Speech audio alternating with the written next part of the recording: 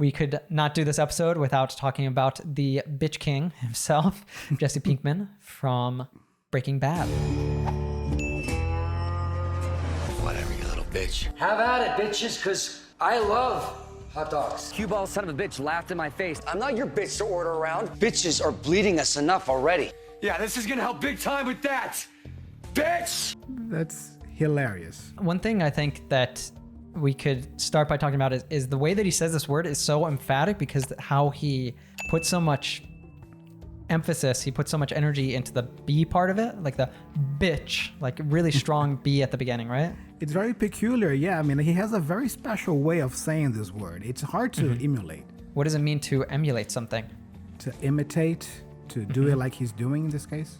Exactly. It's so natural for him. I think it's actually, they've done interviews with the actor, and this is actually something that comes out of maybe his own lingo, his own language that he uses when he speaks. So it probably just came out so natural for him, right? So there's some interesting different expressions he uses here. So he says, have at it, bitches, which I think there's actually some nice connected speech there. Have at it with the American T there in the middle. Have at it, bitches.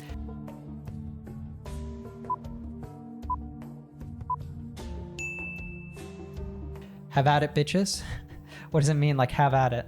So like, keep doing whatever it is you're doing. In this context, he's talking about hot dogs, how hot dogs are disgusting, like the way they are made. But he loves hot dogs. So he says, have at it, bitches, because I love hot dogs. So keep making hot dogs, this way, because, they're good. I think you could also use this if, for example, there's a lot of food on the table. You can say, have at it, like eat whatever you want. And then he says, there's another one, he's on a payphone, actually.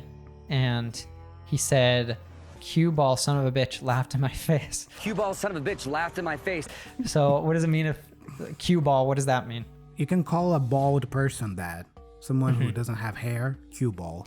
Right. And this actually comes from, I believe it's in billiards or in pool, like a pool table. We call, I believe it's the white ball, the one that you use to shoot the other balls, is called the cue ball. So maybe because someone who's bald has like a shiny head. This is obviously not a compliment. It's insulting to call someone a cue ball. It's not a compliment. And he might be referring to Heisenberg, right? Who is bald, or Hank, another character who's bald. And son of a bitch, as we talked about the connected speech, laughed in my face. What does it mean if you laugh in someone's face? I think it's the literal sense here, yeah? Like you make fun of that person. You maybe even humiliate that person in public by laughing at that person. You're not laughing with the person. You're laughing at that person. The person is the subject of mockery. So what's the difference there between laughing at someone and laughing with someone? I guess here on the podcast, we always laugh with each other, right? I mean, when we have fun together, somebody makes a funny comment and then we laugh together, yeah? This is us laughing with each other. But if you laugh at someone, you are making fun of that person. You are publicly or deliberately putting that person down. So he used another use of bitch here, right, that we saw before, which is like the one if you're wanting to make someone your inferior, for example, you're wanting to make them subservient to you, like your servant, or you're their master or something in that sense. He says, I'm not your bitch to order around. I'm not your bitch to order around. So what does it mean to order someone around? Imagine a person who's very bossy and likes to always tell people what to do all the time. This person is very controlling. We can say that this person likes to order around. And you used a nice word there. You said bossy. Bossy is someone who does this, right? They order people around.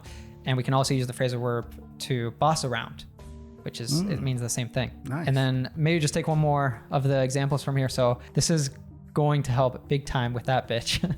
Yeah, this is gonna help big time with that. Bitch! So how is he using bitch here? As an insult, yeah? And I think he's even talking to his mother, Is it? in that clip, if I remember correctly, yeah, because, his mother is kind of kicking him out of the house because, he has a drug problem. So he's actually insulting his mom there, yeah? It's going to help big time with his addiction or something like that, being kicked out of his house. Exactly, yeah. I imagine. Yeah, don't call your mother a bitch. It's not, that's not good. And what does it mean, big time? It's going to help big time. Like it's going to help a lot. Yeah, so it's an informal way, cool way to say a lot. It's an intensifier, yeah? Yeah. And he's so interesting because he'll even use bitch as like as an endearing term.